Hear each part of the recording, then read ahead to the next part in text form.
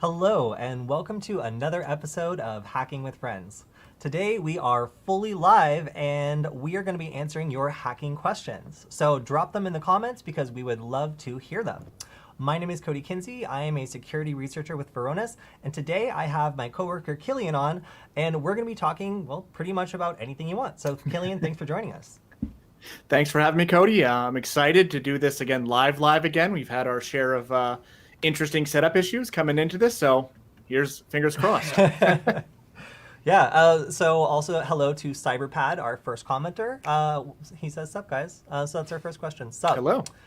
So we're just working out, doing everything fully remote, trying to put this show on live without having too many problems. Our worst nightmare is to have it like crash in the middle. But we're trying it out more because it's great to be able to answer questions from everyone who's watching. So yeah, if you've got a great question, throw it out. We would love to answer it today. We've also picked some really great questions from the Security Forward YouTube channel where all of this is stored. So if you miss any of these streams, you want to go check them out, then you can always go on youtube.com/securityforward. That's securityfwd. And all of our live streams are there, including the live ones where we answer your questions. So this will be there, and you can also expect to have any comments that you leave there answered on one of these streams. So we can go ahead with the first one, and let's see, that's on the screen now. So our first comment we're on from the YouTube channel that we're going to answer is, what about if you spent nearly 20 years as a network engineer, systems administrator, who is, got some certs?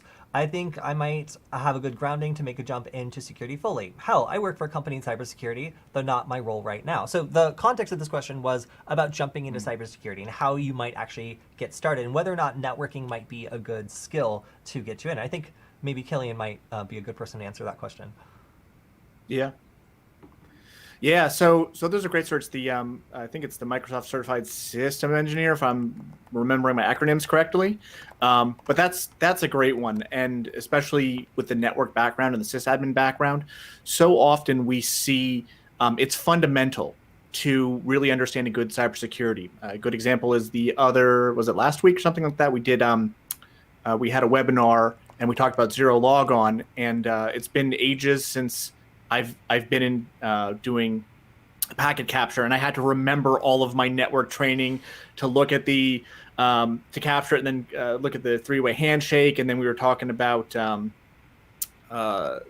the resolution with the back and forth where it changes the ports, and oh man, do I wish that I was more in depth with the networks like now to get through that. I mean, I figured it out, but I think it would be a really strong way to do it and to make that transition, because you have all the fundamental knowledge you already need to get going. It's just brushing up on some of the security aspects, but it's very similar. There's a lot of overlap. I don't know, Cody, if you have different experience with that.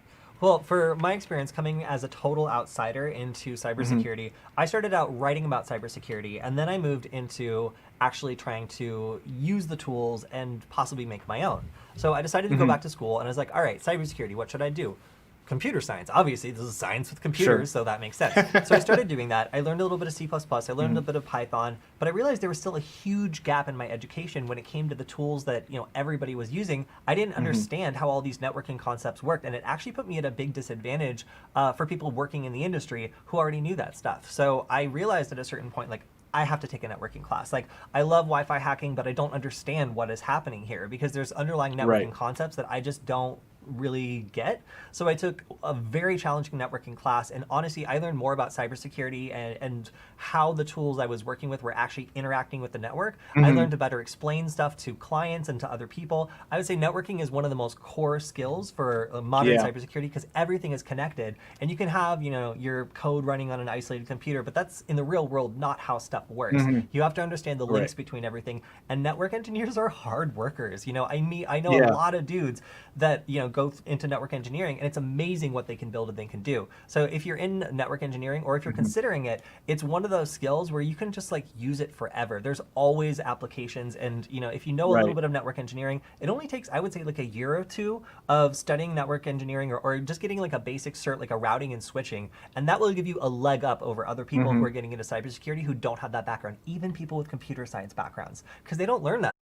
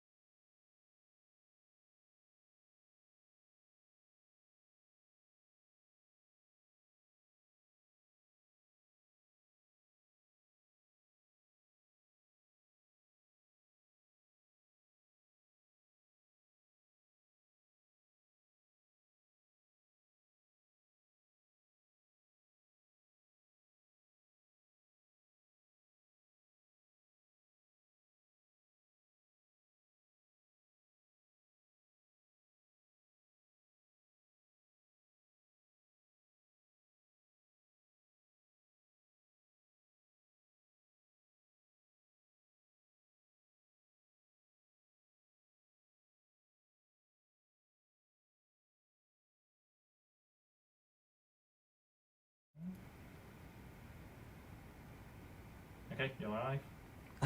All right. Wow, well that sure was fun. We found out the risks of, I guess, updating OBS while running a live stream, so sorry about that, guys.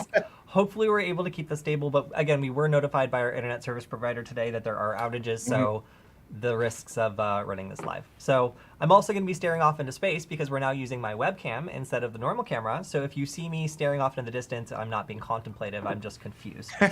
Okay, cool. It looks like we're back. All right. So I was in the middle of a big, long conversation about where you can go to find different new hacking tools, new exploits and stuff. And I was saying Twitter's a great place to do that. In particular, I follow Patrick Wardle. He is a really great researcher for macOS. So since I have a macOS system, I really like to know what's going on with it. I sponsor him on Patreon for like $1, and I get access to stuff that's front page news like 5 days early. So if you're really, really interested in this sort of stuff, like it's a great way to start seeing what researchers are doing by following them on Twitter. And if they have a Patreon or something, maybe throw them a buck if you really want to be the first one to find out about this stuff. And then also, like, if we can change to my screen for a second. No. I guess we can't. Okay, based on the restrictions we now have, I would really recommend.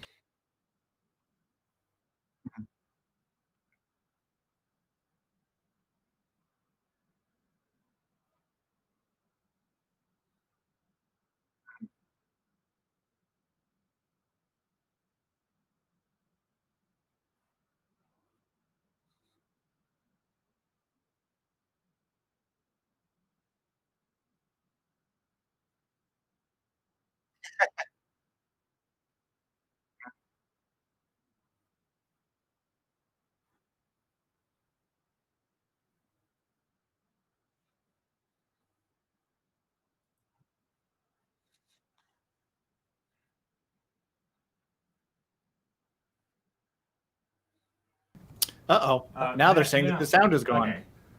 Uh, Yeah. wow. Just keep talking. Okay. We're trying to fix the audio. I have no idea if it's working. Audio's not on. Still. There's a bit of delay.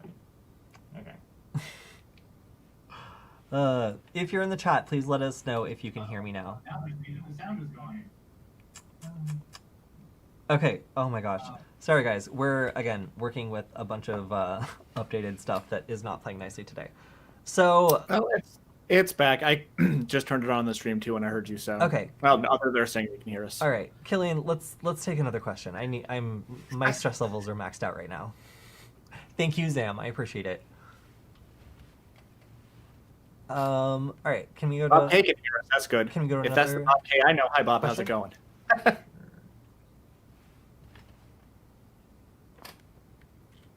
All right. I want to learn hacking. Can someone give me a start? I'm serious right now. I don't have a job. Well, that's not a great place to start. If you don't already have a job, that's scary because jumping into cybersecurity is hard. But Kilian, for someone who wants to get jump started in cybersecurity, what would you recommend maybe they try? Oh, that's a tough one. Well, some of it you're gonna have to do a little bit of legwork to jump right in. I would say there's a lot of people, probably smaller businesses, things like that, that might use or could use a little bit of help and assistance if you're willing to jump in and offer some free time. Unfortunately, if you don't have a job, that doesn't really help, paying bills and things like that. But that might be a good way to get experience to some technology. I know, Kody, you've talked about the coffee shops in Los Angeles that had some issues. So maybe volunteering at a place like that to help if you have the willingness to learn. I don't know how much they take off the street advice, but it's a place to get your your feet wet with some of that too. If you don't have a job. Bug bounty also. I mean, yeah, it's not a full-time job though, so don't expect to be a fresh off the street person taking a couple online classes who's gonna like be able to pay for their apartment off a bug bounty job. Right. But if you're able to do something on the side and learn a little bit, I highly recommend bug bounty style stuff because there's great education around it. They handle the disclosure for you, and for a young security researcher, that could be where you get tripped up because a lot of businesses they don't take kindly to that sort of advice, and if you ask for money, they feel like they're being exploited and they don't like it at all. Right. So just be careful when you're disclosing vulnerabilities. especially before you're sure about what's legal and what's not legal, it's best to have another company handle it for you if you can. Yeah. And also, what's up, Jason Johnson? Just that. I like that question. Not much, just a lot of stress. So there's also the question: will Michael be fired today? I can't speak to that personally, but let's see how my mood evolves as the stream goes on. And you know what? Yeah. Maybe next episode, live flogging. Just saying. Hey, yeah, it is Halloween's coming up. That could be very spooky. All right, let's go to our next question. And also, Zam commented that having noticed and reported many issues to local businesses, they do not like it, even from regulars. And that's true. I've been to a ramen place where I was like, hey, you guys know that your guest network has all your cameras on it, right? And they're just like, is that bad? I'm like, yeah, that's bad. They're like, we'll let someone know. And it was 2 years until they actually did something about this. And I literally mentioned it every day. It's like, hey, you know that I can like see you like on my phone because you just have all your cameras on the network and they don't have a password. They're like, oh, well, that's not good. So like a lot of the time, like they'll actively like think that you're like weird for reporting something that's like a problem. And non-security people don't like that stuff, especially if it doesn't make them money and it's not like a clear threat. Right. All right, so wait, did this already switch? Let's see. I am 37. Is it possible for me to learn? I have been playing around with different Linux versions on my home PCs. Yeah, I mean, yes, I didn't do any computer stuff until I was like 27 or 26, 27 in terms of really getting into programming or learning anything. So if I can start that late and just go back to community college, I'm sure that you can too if you're strongly interested in the subject. That's I think the biggest thing is you have to have that desire to do it. 37, man, you're making me feel old. But you have to have that desire to learn and to go out there. I know it's, there's lots of stuff that I want to learn. It's, the end of the day, if you're working, you're tired, you don't want to focus on it. You got maybe kids running around, you got, I don't know, the pandemic is bumming you out. But maybe this is a good time to set some of that aside and focus on that learning, put an hour aside. It's like anything else. I mean, David was on, and our other producer, Blair, they're both excellent musicians. That's not something you can learn overnight. Right. And it's like anything else. You just have to practice and focus on it. And the best thing to do is just, with the Linux version, work with it every day. Have a separate computer, just use it for your main computer and just you figure out problems as you go along. It's gotten better over the years, but there's every once in a while I'll still find myself like compiling code to make something work and but again, you have to set the time aside. Yeah, definitely. And it's one of those things where I feel like if you have a Linux computer, you get used to the power of being able to tell the computer to do whatever you want. It's really hard to go back to a computer that's all locked down and doesn't trust you. So it's just one of those things you learn to enjoy as you work with it. Oh my gosh. So this is another career-related one. We took this, again, also from the video that was about career. So I recently lost my job at Cirque du Soleil and need to make a career change.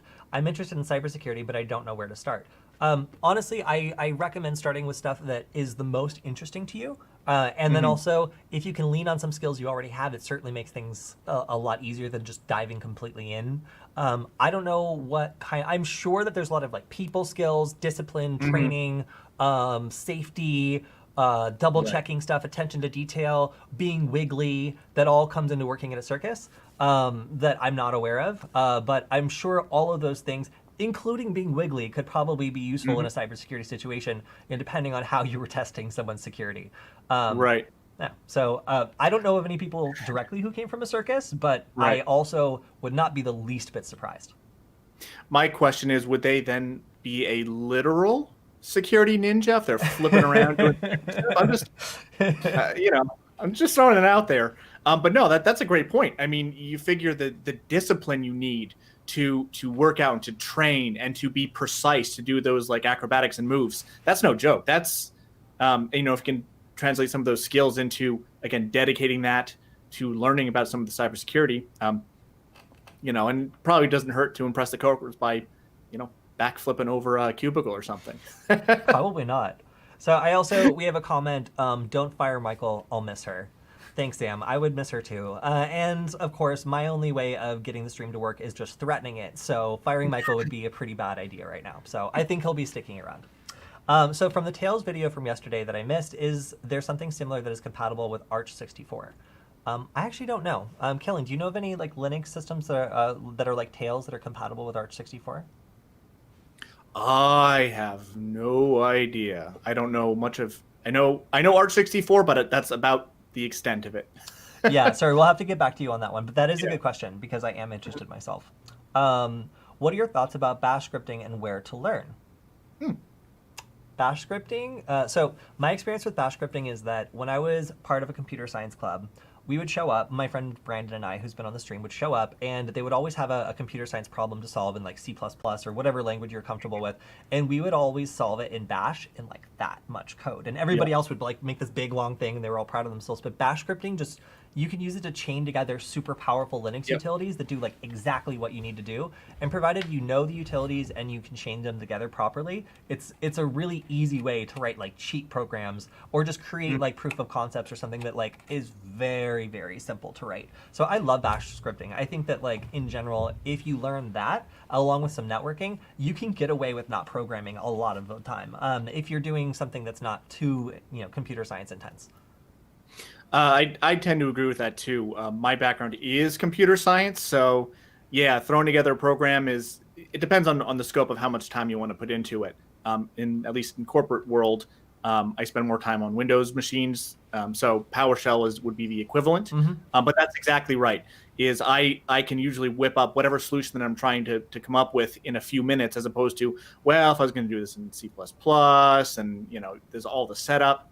You can do it in a 2-line little script, and I quite enjoy that anymore. Yeah, I think it's good. And as for where to learn it, my recommendation would be on the Null Byte channel. We've done a couple different videos on bash scripting. I believe we've done one live stream here on bash scripting as well, but we could always do another one here. I think it's a great topic and there's tons to learn about it, and you can get more and more advanced with it as you go. So I would say PowerShell and bash scripting, two very, very great skills to learn. And it's really as easy as finding a good online teacher who goes through the content and is able to explain the concepts to you in a way that like makes sense. There's going to be dudes that like shout at the camera and use sports analogies that like are confusing to you and that might not be the best fit. And maybe you should find somebody else on the internet that more suits your style. But I think that bash scripting is definitely something you can learn from just like online tutorials, Udemy classes, that sort of thing.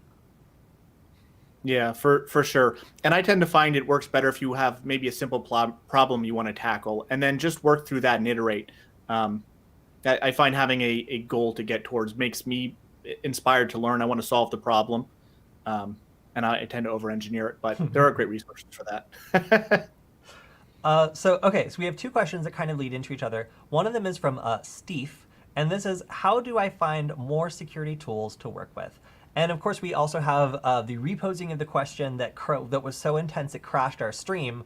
What are your favorite sites to read up on InfoSec news in the world? Latest attack vulnerabilities discovered at patch. Actually, I talked about this for like 5 minutes and you guys didn't hear any of it, so I apologize for that. But in brief, I use Twitter, and the reason I use it is because it allows me to subscribe directly to researchers who are doing really amazing stuff in their field. My example was Patrick Wardle. I think I've already mentioned him. But yeah, you can find people who do amazing research, follow them directly, and 5 days or so before whatever they've discovered becomes breaking news, because it needs to be digested by a third party, pitched to somebody at like CNN or something, and they're like, oh wow, this is a big deal, and then they finally launch it. You can get ahead of that curve by just following people that do great work in whatever part of cybersecurity that you're interested in.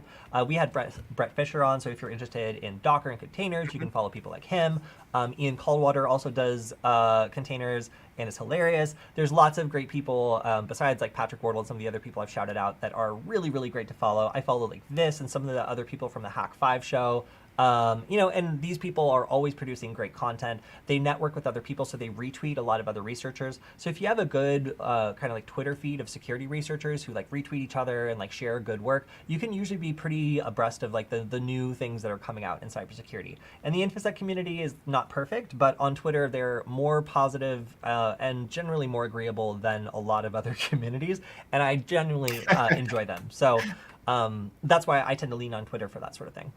I believe you, Kilian, said Bleeping Computer and some other good sources too. Yeah, so I'll start with Bleeping Computer. I like that for more mainstream security news for me.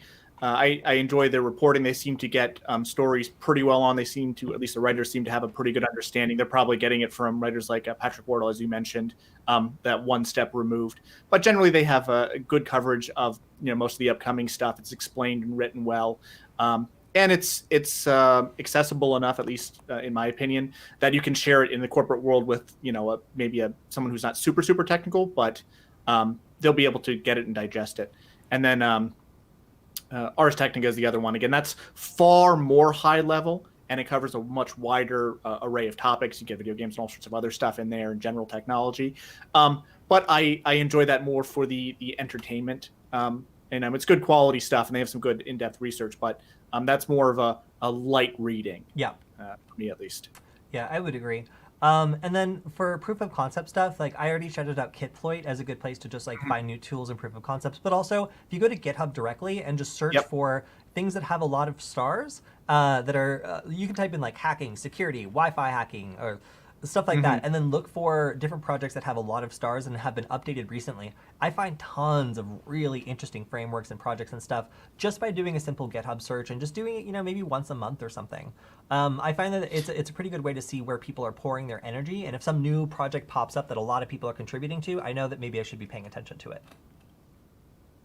Yeah, I don't know if it was if we lost part of the stream where I was talking about it, but I had to do proof of concept very quickly for Zero Logon last week, and that's basically what I did. Is I just popped on GitHub and searched for it, found some proof of concept code that I was able to validate a little bit there. I forget who the author was, but I'm sure we could put a link in if we wanted to, and some Python code around it too. I think it was Impacket, I believe, was the suite of Python utilities. But again, that's exactly what I did. Is I figured someone probably much smarter than I did came up with this, so just borrow their work.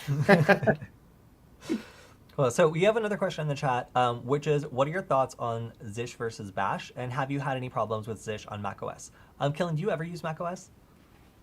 I have a 2008 MacBook Pro somewhere in a box, I think, but I haven't used one actively for a number of years. All right, so this question is for me, and it messed my stuff up real good. So macOS switched over from Bash to Zish as their default shell. This means nothing to most macOS users, but for people that are using it for programming and stuff, it is very annoying. If you have a bunch of like Bash aliases and stuff, and then suddenly they're gone and you barely understand the difference between the two.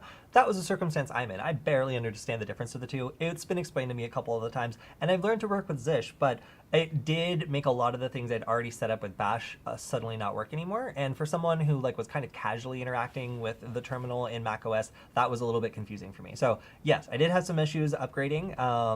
But once I did it, I found that I didn't need to, downgrade for anything. I just had to like go on the internet and like learn something or some workaround that was just based on some small difference. So, it is what it is. Like I'm not tremendously mad about it. But at the same time, it messed my stuff up because on macOS it's not easy to do things like scan Wi-Fi. Like if you create an alias for it, then it's much easier to like find out what networks are around you, put it into monitor mode.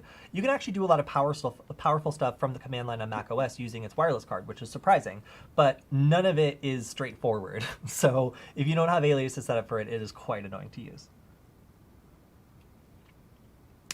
New ransom launch. Any briefs are appreciated. Is that a question about Emotet? Are you guys asking about Emotet? Because that's what we want to talk about. Sure. That's how I choose to interpret that question. Yeah, there is a lot of ransomware going around. Great question, Guy. In fact, we've noticed at Varonis a pretty big uptick in that, and we have been helping people out in understanding how it works and how to protect against it. Oh boy, we could talk, and we have talked for hours about this, and internally. So shameless plug here. If you are a customer or if you're looking at us or you're evaluating, we do have a security incident response research team. They are happy to help you out with that. I actually, first thing tomorrow morning, I don't want to spoil it for anybody, but I'm going to be doing an interview with one of our top security incident responders here. That probably is going to come out maybe on Friday. We'll see what happens about just some of the things that he's been seeing in the field. So we want to kind of give back and make sure that people can share the knowledge and learn about what we're seeing in the field to maybe better protect themselves. So keep an eye on that. We have people that are willing to help and there to help. if you have, Emotet or you think you might, please reach out and we'll see what we can do. Yeah, and if you're curious about the way all this stuff works, we've done a couple of great things on the show that kind of explain how ransomware works overall. Of course, Emotet is just malware that can deploy ransomware among many other modules. The thing about Emotet that's so cool is that, or dangerous, depending on how you look at it, is that it has a lot of different modules that can be downloaded according to what environment it finds itself in or what the operator wants to do. So this even includes something like a Wi-Fi spreader that enables it to actually hack nearby Wi-Fi networks that have really, really bad passwords. And we're talking like world-class terrible passwords, using like Windows computers and other stuff that it infects. So that's pretty crazy, and the way that it's deployed is really, really advanced, and that's why it's such a topic that people are talking about today. But if you want to understand how the ransomware part works, we've done a 2-part stream. We did one on just how encryption versus hashing versus something else works, and then another one on specifically how ransomware encryption works. And then beyond that, I believe Kilian did a great webinar, or was it a webinar? No, an attack lab on ransomware in general. So if you guys want to see how all this works, we've already covered it on the show, and I think that we did a great demo of just showing like how, from a hacker's perspective, it looks to attack like a system and find different shares and encrypt them, and it's really, really interesting for those of you who wonder like what an attack against a corporate environment looks like the kind that you might see on the news. Because, like somebody might go up against like your gamer PC or something, but really the kind of stuff we're worried about is, a big attack against like a corporate network or something that would be, devastating financially and probably very bad PR. Yeah, that's a good point too, is Emotet's grabbing all the headlines right now.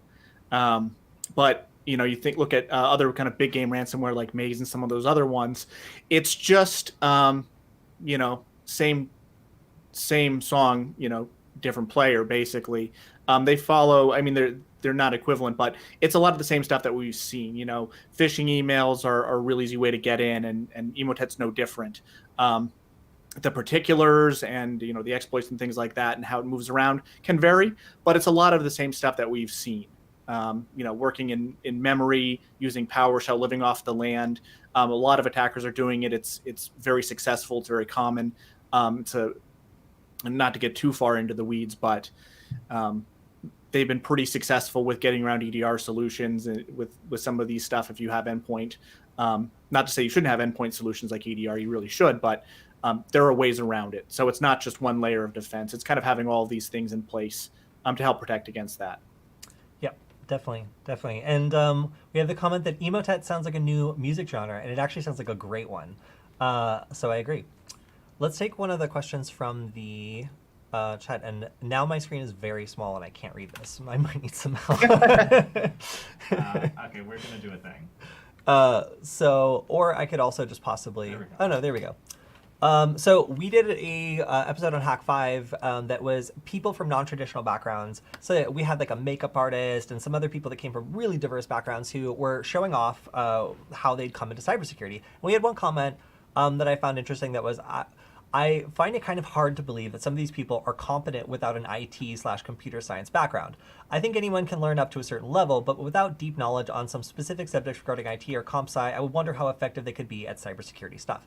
And I categorically disagreed with this, just because some of the people we talked to were so good at social engineering and they understood the way that corporate systems were laid out and how people would have control of it and who the weakest link was when it comes to staff. These are people that would walk into a bank with a clipboard and walk out with potentially having access to every single sensitive area in that building. So, when people try to gatekeep around cybersecurity, I think it's really distasteful, frankly, just because there's people who have skills that you cannot compare to and that are just not in your wheelhouse, who have value in other ways. And of course, these people are not going to be coming by to fix your Windows computers configuration issues. That is not their job. Their job is to abuse whatever they can to get access and prove that, hey, something is broken in the system, and that system extends to people as well as machines. So when I find that also women in InfoSec are subject to a tremendous amount of additional scrutiny. They constantly have to prove their technical chops. They constantly have to prove that they are active in the security community, and people are always trying to find reasons to not count them as full members of the community for some stupid reason. And it really irritates me because these are always people who have some like wheelhouse of skills that doesn't include what this person can do, and they're very critical of people that like don't have these like technical skills. Right. So like I myself, like I've been back to community college for computer science. Like if you want to go like head to head with me about like your computer science background, like I'm probably going to lose. But am I a better generalist when it comes to cybersecurity based on my experience? Like probably, because I've spent a lot of time developing those skills, and I have other skills outside of programming that make me good at cybersecurity. So I feel like part of the maybe problem with InfoSec is that people really focus on these skills that might not be the whole picture. Even though these sorts of networking skills, computer science skills are really critical to the industry, and most people need to focus on, there's always room for other people that find new ways of thinking outside the box and using skills that are not traditional hacking skills to get great outcomes. So that's my take on it. I feel pretty strongly on it though. Yeah. No, I mean, again, as someone with a computer science background, it depends on what the scope is and what you're looking to do. I might be more, well, I've been not active doing that for a while in my career. So my friends who are programmers on as a career basis would kick my butt with some of this stuff. But having some of those skills could be useful, maybe developing certain types of exploits or being able to analyze code and reverse engineer things. But that's one aspect of it. That doesn't mean that's one part of the mission, I guess. If your goal or your mission is to just get in and cause havoc or steal data, you can do that so many different ways. As Kody, you mentioned, you could walk in with the clipboard and get them to hand it to you, or look at the super kind of low tech, the business scam emails where you spoof an email address. Hey, I'm boss man. Please pay this PO to my offshore bank account for whatever it is. It's effective. It's really effective, frankly. And I mean, let's go back to Emotet for a second. There are, I think at least several botnets operating on there. And I believe, if I'm remembering correctly, the kind of the core code which it came out of was almost like an off-the-shelf ransomware solution that they've taken and modified over the years. But the original version was a commodity one where you didn't have to know anything. You signed up, you put in your, Bitcoin address. Yeah, and you could rent it as a service. Yes. So, yeah, if you think you can't hack without a computer science background, if you've got enough rubles and know the right darknet website, you can get into ransomwaring like the entire San Francisco BART system, which actually happened, and then just get scared because you just signed up to make some money off of some crappy company that didn't secure their stuff, but instead you ended up taking out a major metropolitan transportation system. This guy's not a computer scientist; he just bought some malware on the internet. So for malware operators or creators, there's a separate side of income that comes from people who don't know about hacking but still get into the game. Yep. Yeah. So I guess Absolutely. my core takeaway is gatekeeping's bad. Don't underestimate people. And of course, you're not going to have someone who comes from being a makeup artist and is like a social engineer come in and, reverse engineer, a highly advanced virus. It's just not their field. But also at the same time, being that guy at the meeting who's just like, well, this analyst doesn't have enough of a technical background in computer science to understand the threats they're telling. It's just no, you don't know what their background is or what skills they have that you don't. And you have to respect those skills because they complement yours. That's hard. And I mean, well, two things. I want to do a whole live stream where you do your character voice there. I like it. like we'll get you a monocle. But the other point too is, I guess there's that cultural, I don't know what you'd call it, but the lone wolf hacker who's going to take down the system, and you're the greatest of all time, and whatever it is. But at least in the corporate world, you have teams to do this. And in security research, you have teams of people to do this. And you all bring different skills and different perspectives.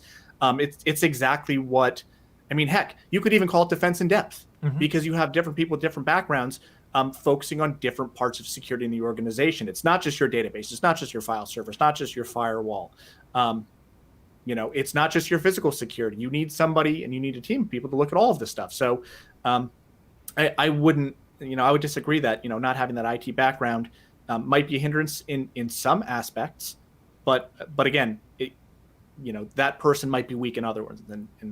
So I tend to agree with you. I don't like that the gatekeeping so much. Yeah, I mean, we have a desperate need for more people who are hungry to learn cybersecurity. Yep. And like, I am not here to tell you that you can't do that job. Like, if you are willing to work at it, you will find something that resonates with you within cybersecurity. It's a huge field. So, I don't want to discourage people who might not have had the opportunity to do IT or computer science backgrounds, because you have to have the time to do it. It's a big it's a big commitment.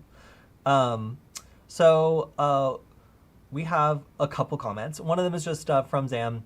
There are so many different aspects of InfoSec. Almost anyone can find a hole. The less you would expect, the better. And that's very true. Yep. So we have another one from Anakit, which is, how can I verify links and files, basically verifying data shared by my friend who I doubt can hack? Are you sure they're your friend if you're worried about them hacking you? But I mean, I guess, sure.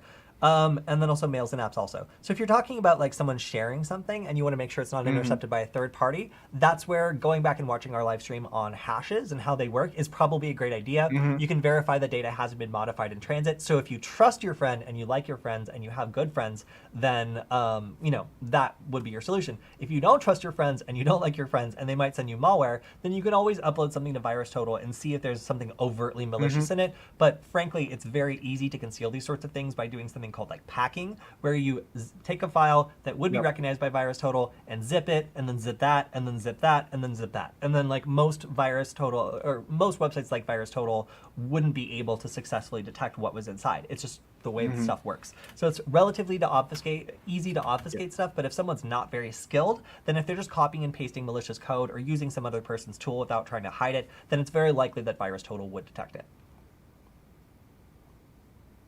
Of course, also just have like a virus scanner. Like, that's also helpful. Also, hello to Bill. Right.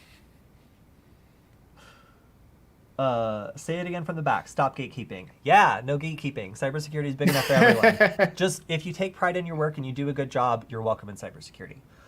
All right, let's go to another question from the show. All right, this is more of a comment. Dude has it right. If you want to become a social engineer, work in a call center for years. And that's like, I learned most of what I know about social engineering and also management from working as a security guard at an extremely busy music venue, where I had to confront people that were lying to me to my face and find a way to de-escalate a situation without them swinging on me or losing my temper. So after doing that for 4 years, I can handle most situations without breaking a sweat. And I think that a lot of people that haven't been forced into that level of patience will freak out with some of the situations I've had to deal with.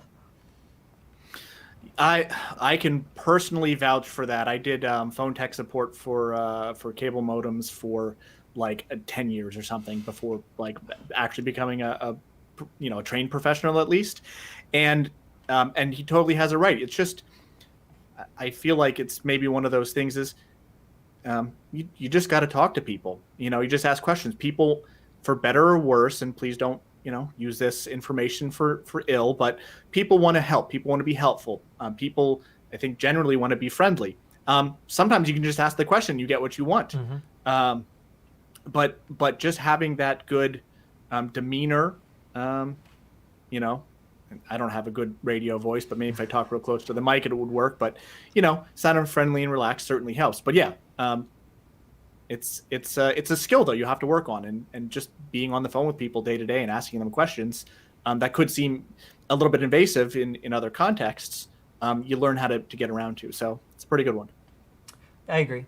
Once you learn how to communicate with people, it really opens a lot of doors, especially because people are nodes, in these security systems. And if you're looking at getting into hacking, the two skills that you need are being able to communicate with your teammates and being able to communicate with, potential customers or people that, might not understand the way that this stuff works. All right, we've got another question from the show, which was, did quarantine take away any more video collaborations with this team? That's actually asking why I haven't been doing very much stuff. And, well, we basically have to now not interact physically with anyone. So yes, we definitely are not able to do some of the stuff we used to do, but that's why we're doing this live stream, and that's why we've gotten somewhat better at OBS and live streaming so that we can continue to do new stuff. So we've got another great question from Raid Creeper, heavy on the creeper, which is, why are you dumb? To which my response is, no you. Next question is going to be, what's Null Byte doing on this channel? Yes, I do host the Null Byte show as well. And what I'm doing on this channel is I work for my full-time job is a security researcher for Varonis. So I am on this channel sometimes 3 times a week now. So if you're looking for more security content, then this is where you'll find it. Another question. Oh, sorry. Yep. If, Oh no, I was just laughing at some of the comments here, and I like the one, I think it was Nicholas. One person equals multiple vectors. I am going to take that as maybe social engineering somebody could open up multiple vectors of attack. So sure, absolutely. Mm-hmm. And actually, the Real Zam did mention nightlife is a great place to work to learn social engineering. You meet the best social engineers of your life working in nightlife. These are people that get free stuff all the time because they're fascinating, and you can just watch someone like work other people in a way that like you're just blown away by. So yes, some of the best social engineering I've ever seen comes from working around people who are either trying to get stuff for free or trying to get away with something that they're not supposed to. It's just a thing. Absolutely. So I get this question a lot, and this is, how can I get in touch with you? I need some serious help. And this is never a good start. So I'm always happy to talk to people about career advice. I'm happy to give people links to resources. I'm happy to maybe link you to like a stream we've done, but I cannot answer technical questions. And usually when I get a request like this, it's they're afraid that their girlfriend is cheating on them and they want me to illegally hack an account for them, or they're doing something illegal and having a hard time with it and they need my help. Or third, they have some sort of device they will not explain to me and they're having a technical problem with it.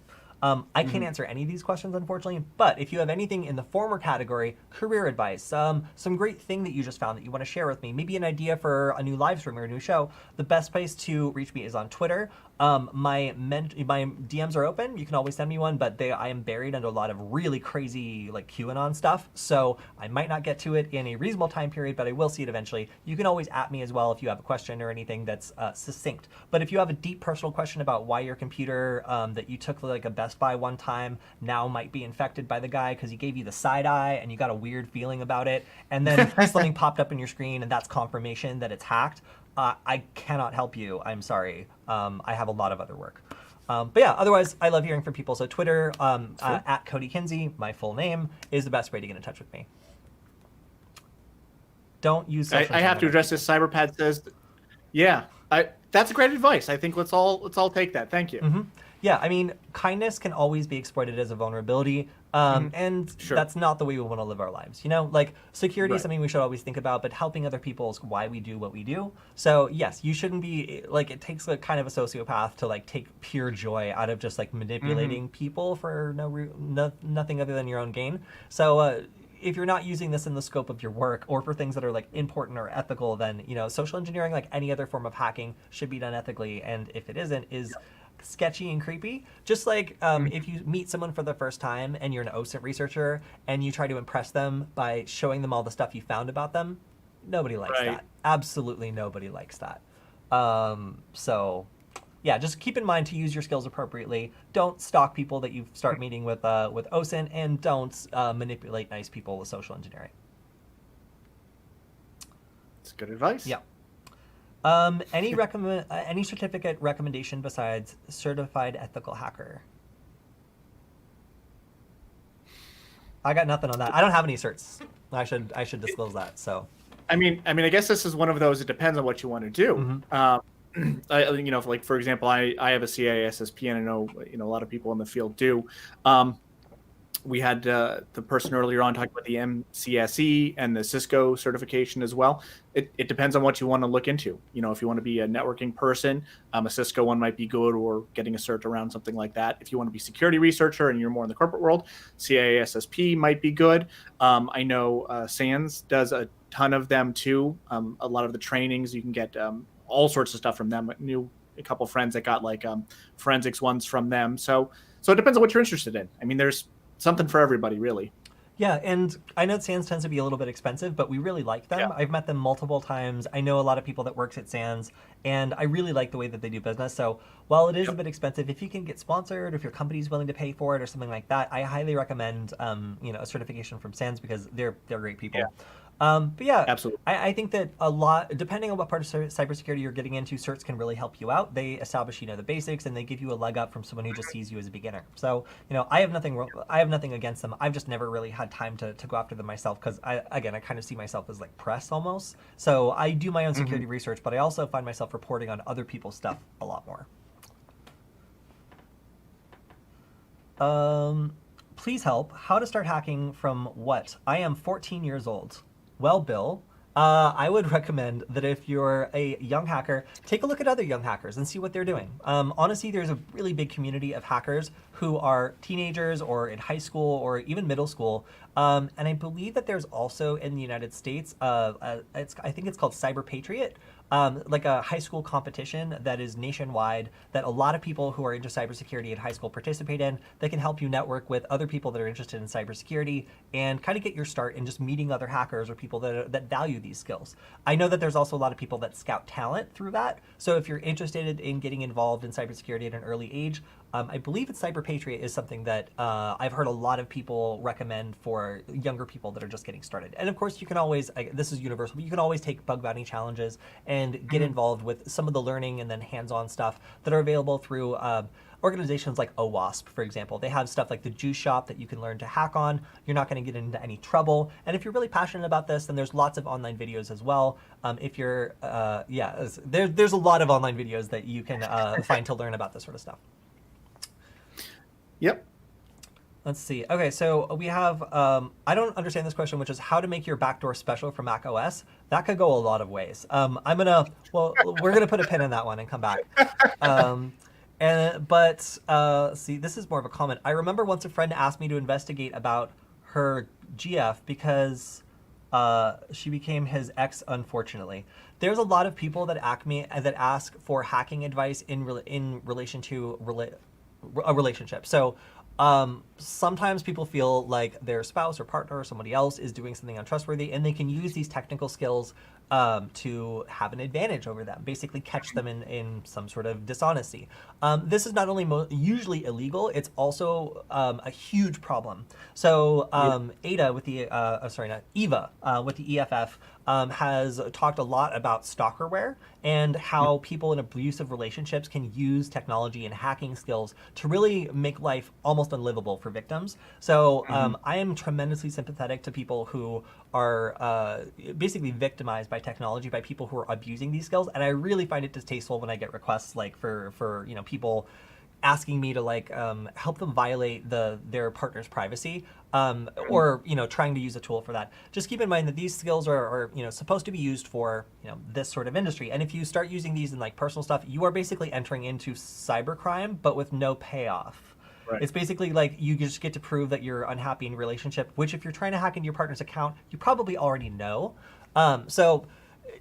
If you're considering hacking your partner's account, I would recommend just going to a therapist, because nothing is going to get better, and you could very likely commit a crime wherever you are. Again, not saying that the dude in the comment did that. I'm just saying that I get this request all the time, and it's a very common thing for people outside of security who are not interested in getting into cybersecurity as a career to kind of like dabble in, because it gives them tremendous power over another person, and it's also super unethical. So just keep in mind that is a problem in cybersecurity. Yep. You have people who are getting in with the wrong intentions. They want to use it to make a quick buck, or they want to use it to like stalk someone or do some harm. And this is something we really have to be vigilant against and speak up against when we see it. So if you are just getting into cybersecurity and you see someone who's talking about stalking their ex or catching their boyfriend by breaking their account, like this kind of behavior is only going to hurt them in the long run. And it's important for you to make it known that not only is it illegal, but it's bad for our community. It's a really bad look. So.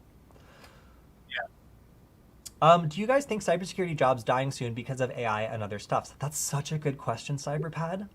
Kilian, do you have a take on this? It's a really good question. I do. So, no, I think if anything, security is getting more interesting because of AI. And I say that because, first off, you can use it to automate a lot of just the awful manual processes that you might have had to do otherwise. If anybody's looked through like syslog or their SIM or the Windows Event Viewer or anything like that, just combing through all of that nonsense to find the one thing, it's it's just so draining. It's just so useless. I mean, even if we look at who was it, the Equifax, I guess. I think they had some of the information in there, I believe, or maybe I'm thinking of a different one. But it wasn't until well after the fact, and it was publicized that they said, "Oh, we did get an alert on this somewhere," or maybe it was OPS from a couple years ago. But the more that we can use AI to automate those processes and connect those dots for us, the more that we can focus our time on the really interesting parts of it. The analysis and using it for our own benefit to get that forensics, but to take off all the load of the just time wasted looking for the needle in the needle stack. Yeah. So I also want to explicitly say hello to Greece to Bill, because he has now said this 3 times, and I want to make sure that he's aware I'm greeting him and all of Greece. My take on this for the AI question would be, well, for one, just plugging Varonis a little bit, one of the things that makes all of this stuff possible is being able to autonomously identify when malicious behavior is happening. Unless you have someone basically sitting over the shoulder of every employee and like learning what they're doing and what would be like an unusual thing to do, you just can't have the same level of security without an army of security people as you can with innovations like basically the kind of machine learning and AI that's behind Varonis. So some of this stuff is going to become much more powerful and sensitive because of AI tools. But I also believe that there are going to be jobs lost because of AI in areas that are basically done better by machines. And one example is I went to a cybersecurity conference, I think 2 years ago, where they were talking about some of the first AI tools that would automatically discover vulnerabilities. And what they did was they trained them on different classes of vulnerabilities. And what these machines were able to do was eventually identify vulnerabilities that no human had found before, because while it knew the class of vulnerability, the specific type had never been identified. So it's really, really interesting seeing how machines can be trained to observe or see things in vast pools of data or huge, huge, huge pieces of code that are based on rules we as a people understand and can kind of teach them. And that's where this kind of relationship with AI is like, yes, are we going to probably lose a lot of junior level people that would manually comb through code and stuff? Well, yes, but the question about technology has always been, is this a good use of their time, and could it be spent better? Right. If we don't consider the question, could it be spent better, then we're just cutting people out of a job. And this kind of falls back to like the whole trend of like automating stuff and not really like sometimes doing stuff about the people that are being displaced. This is a societal thing, and this is something that we all need to address as we adopt automation technologies. Like, what do we do with the people that we're replacing? That's a much bigger question. But as for AI and security, I already see it doing amazing things with making tools more sensitive, making tools more scalable, and basically making it so businesses can choose to like really upgrade their security without hiring an army of people that are very, very expensive to maintain. And it's the nice thing is it's becoming more accessible to people too to start learning. So, AI is going to be that next thing. I mean, it's here, it's not going anywhere, but I think I was reading somewhere that was it NVIDIA is coming out with their little Raspberry Pi competitor. I think it's more focused on AI. So that's something, I might want to pick up and play with. I know a little bit about it. It's just really, I'll be flippant, but it's a lot of really tricky if-then statements. But it's interesting, and that's a nice way that I'm glad some of these in the industry are making it democratized, so people can go out and play with this and learn. Because as you said, that's maybe the next skill that we should be pivoting towards, especially we had some the 14-year-old researcher or some wannabe researcher that is on here. Maybe that's something to look into.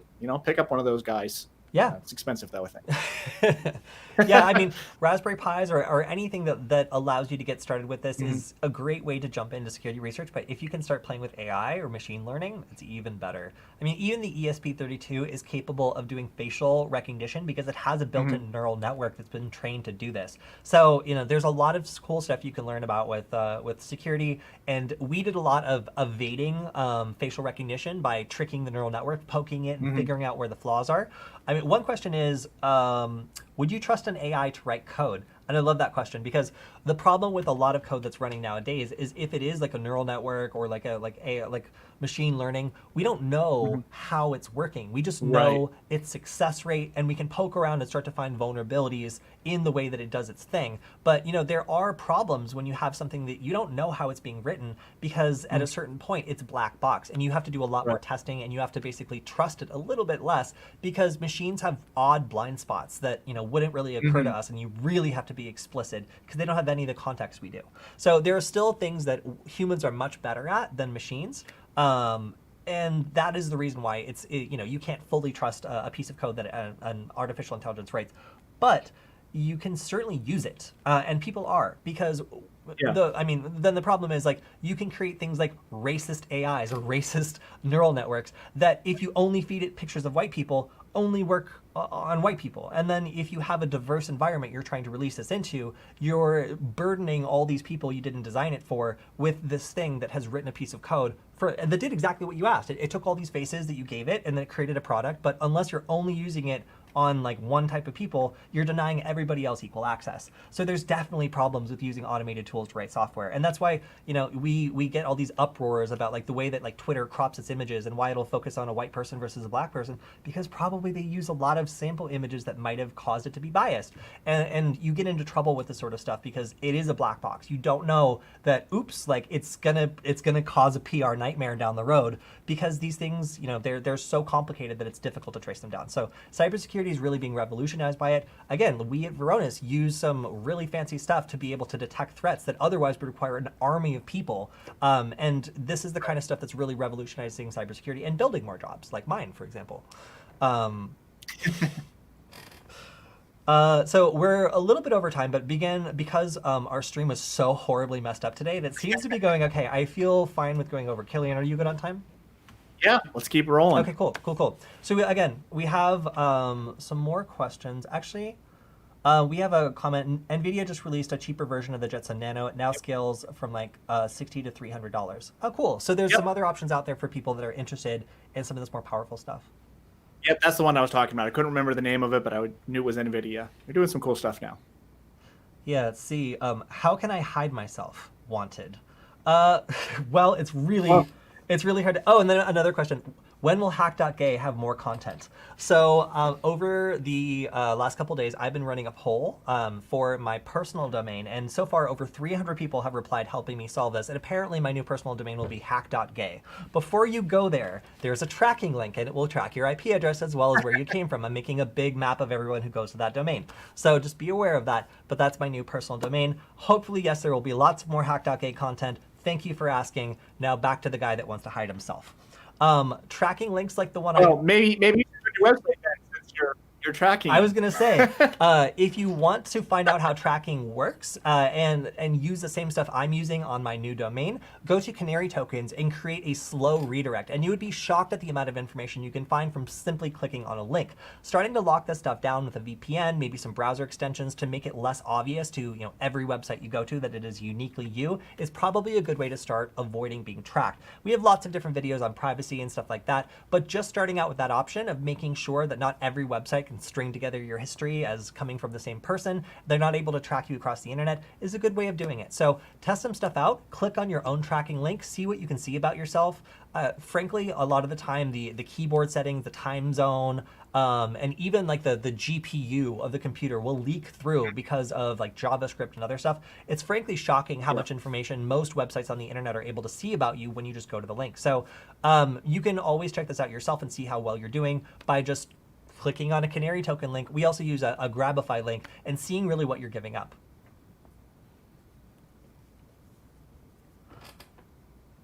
Yeah, people are finding out about the Canary tokens link. That's hilarious. So let's go ahead and do... Oh yeah, and actually Zam pointed out that we did a great live stream yesterday on Tails OS, and specifically we did it from the perspective of trying to avoid being tracked. So if you really want privacy and if you really want to not be tracked, look at our live stream yesterday. Learning how to use Tails OS allows you to basically do everything through Tor, but like anything security related, it's going to be privacy versus convenience. So Kilian, what happens if you try to do something like go to like Google if you're using Tor? Well, so as far as I understand the way that Tor works, is you're being kind of bounced all over the place on whoever happens to have a Tor node that it's routing through. Mm-hmm.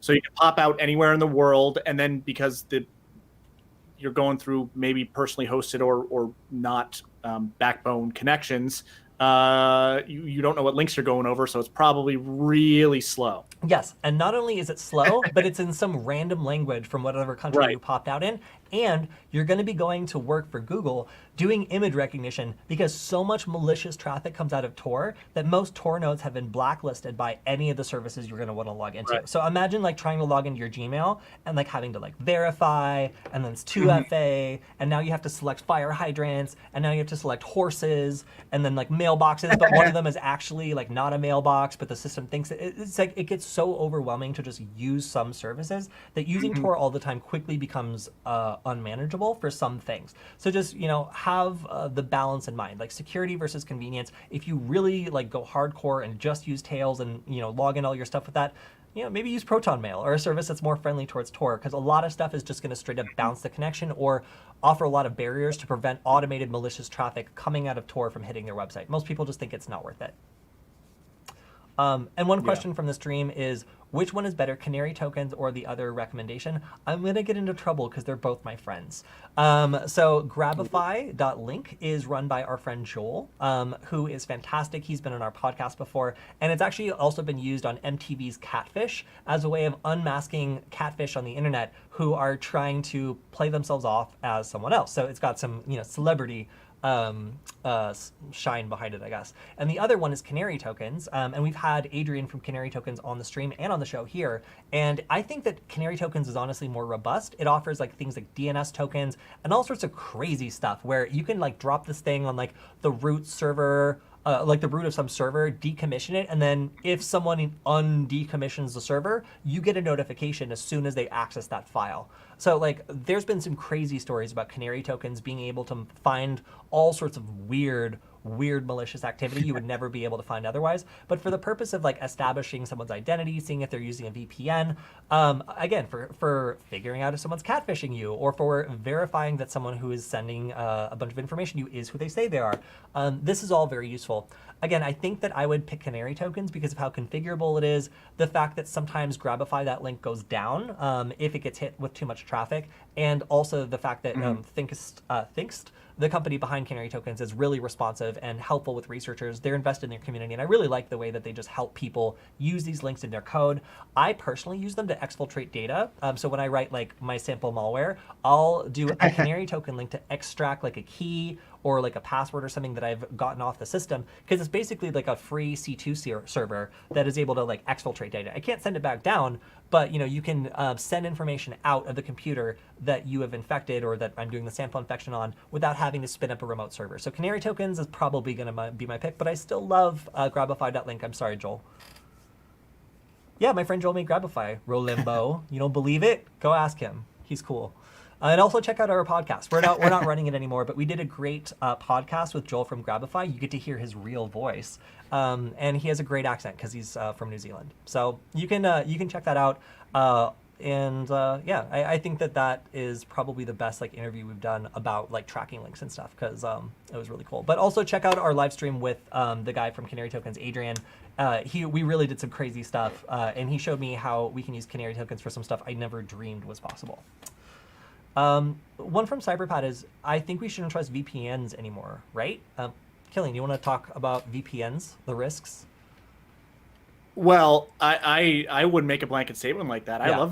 I love using my VPN. I mean, just from a corporate perspective, it's a great way to work from home because I'm never I don't have an office anymore. But just for my personal browsing, I think it's. I guess let me take a step back. I trust the VPN provider that I've subscribed to be less. We're on the internet, and I don't want to say anything untoward or anything. Use any bad language, but to be less interested shady. in making a profit off of your personal data. Yeah, I was running through the choice. I was doing my dictionary of choice words that I could say on the internet. But yeah. I trust my VPN provider more than I trust, the internet provider that I have, or some of these other things to take my data and use it for their own personal gain. So I would disagree with it, but I think you need to vet your VPN provider and make sure that they have a strong track record in the community. They're they're using technology that is widely validated and trusted. You run into the ones that, the cheaper free ones that you might find on Apple Store or Play Store that doesn't do anything, more or less. So it requires a little bit of diligence, but no, you should absolutely use a VPN. But again, it's where do you want to put that level of trust, more or less, is what it comes down to. Yeah, that's exactly it. And we live in a capitalist society. Your internet service provider is looking for ways to make more money. They have huge amounts of data on the websites that you visit. There's not any laws about keeping that data private. There's no like HIPAA for your internet search history. So you can literally buy this data off of the marketplace that sells it if you really want it. And if you don't want your data included in that marketplace, then it's about whether you trust your internet service provider who's incentivized to make more money and has no rules about not sharing this, or your VPN who you specifically pay to not share that information, and presumably has a business model that doesn't include selling their customers information. You never know that for sure, and especially if it's a free service, you start to be like, oh, I'm the product. Like, how does that work out?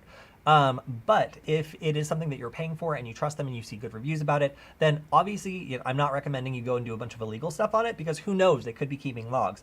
But they're probably not going to sell your internet search history to anybody that wants to buy it, if you do your research right. So yeah, I would still very much recommend VPNs, mostly because I, as a Wi-Fi hacker, know how much control and how much I can mess with your local connection if you're not using a VPN. As a Wi-Fi hacker, a VPN is your best protection against me redirecting your stuff or sending you a malicious page or seeing what you're doing in real time. Yeah, trust VPN if you're not so notorious to FBI. If you have like fewer than 2 stars, I'm using the Grand Theft Auto, like kind of, if you have fewer than 2 stars, a VPN's fine. If you have more than 2 stars, you might need to look for a custom solution. So one question was, do you have a crazy Canary token story? I do. I already partially told it, but basically what happened is Canary token was set up on the root of a server that was going to be decommissioned, and they actually forgot about this. They didn't set it up to catch people in the future. They set it up to see if anybody got access to the server, but they just dropped a juicy file that on the root of it that if you opened it would ping back it would basically make a DNS request that would trigger this token. Nice and easy. So they forgot about it. They decommissioned the server, and apparently this happens all the time. Someone will like place a token somewhere, forget about it, and then it goes off like sometime that it never ever ever should in the future, and they're like, oh my god. And what happened in this case was the server had been decommissioned for several months, and they got an alert that somebody had accessed the file on the server, which was weird because they had wiped the server. And they also got a location, which was Russia. So somebody in Russia had managed to get their hands on this decommissioned server on like the gray market when they thought it had been like destroyed or just removed or whatever, and had managed to undo the wiping of the data and was now in the root of their server. So, and had access to all their stuff. So they would never have known that this had happened if, for one, they placed this on the thing. And for two, they had a robust enough tracking token that when someone in Russia clicked on it, it still did a DNS request out from their network and they were able to capture it. So pretty crazy that they were able to catch like Russian hackers like getting into old servers that had been decommissioned, digging around for secrets. But that's why these sorts of tokens are so cool. You can use them to unmask a catfish, or you can use them to catch Russian hackers. It's really up to your imagination. That's I always love the type of file system forensics type of stuff. That was always kind of my my little corner of the world I was interested in, because that's the thing is everyone thinks it's oh, I deleted it. Well, it's not deleted.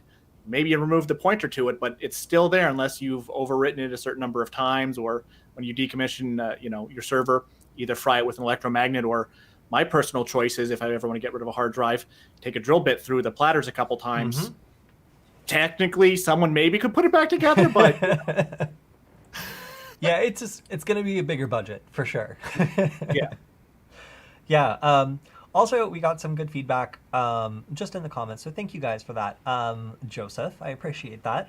I think we're probably getting to where we can wrap up. We're like 20 minutes over our usual time. But one comment I wanted to highlight was VPNs will become more necessary on public Wi-Fi because of sites that don't use HTTPS. That is so true. Every time I navigate to a website that doesn't use HTTPS, everything I do is obvious to everybody else on the network. They can see me logging into stuff. They can even see my password. And this is where, for some reason, I always pick on middle schools. If I ever have to like find a school, like a website that doesn't have HTTPS, I'm like, it's going to be a middle school website. So all you middle schools out there, please update your websites from HTTP to HTTPS. It makes it so anybody logging in or accessing anything is completely exposed to it. And even if they are using a VPN, it's still not good, but at least they're protected from, Right. actors on their malicious, on like a malicious network they might be connected to that can see everything they're doing and maybe manipulate it. I mean, that's a great point too. It's not just the HTTPS thing; it's just public Wi-Fi in general. That's and Kody, I know you travel quite a bit too. Well, we used to, and so did I. This year is a different story. Yeah. But that's the thing is, if you have to use a public Wi-Fi, please use a VPN. Yeah. Or try not to use public Wi-Fi. But again, there are times when you have to. But take the requisite precautions to protect yourself, even if it is HTTPS. It just seems it's a risk that's very easily mitigated, I guess. The Real Zam asked how bad my experience in middle school was that I pick on them so much. It was terrible. I went to middle school in Arizona. Do the math. But anyway, so I think that's all the time we have. You guys have some great questions, and that's why we have this Q&A. We're going to be back probably either next week or the next week. In 2 weeks. 2 weeks. So 2 weeks from now, we're going to have another live Q&A. Save up your questions. You guys had some amazing ones this time, and in spite of our technical difficulties, I really enjoyed this once my adrenaline slowly reached a normal point. Yeah, so again, thank you guys. Thank you, Kilian. If you guys like this stuff, then make sure to check out the recording on the Security Forward YouTube channel. You'll find all of our recordings there. And if you like the content that Varonis puts out, such as this channel, you'll also find we have a bunch of other great content, such as the PowerShell, the AD PowerShell lab, as well as some of our attack labs that we've recently been doing on things like ransomware that I think are really cool. So check those out if you guys are interested in how security works in general. I think you'll find some great resources out there. Keep tuning into the stream. Hit me up if you have some ideas for future episodes, because we've actually done a lot of these based on the feedback we get from you guys. And again, thank you so much for hanging with our technical issues while we work through our own internet service provider problems today. We'll see you guys next time. Keep the comments rolling. If you have anything to put out there until then, make sure to drop them in the YouTube comments, because we go through them every week and pick the best ones to answer on the show. So thank you guys. Thank you, Kilian. We'll see you next time. Bye. Thanks, Kody. Take care.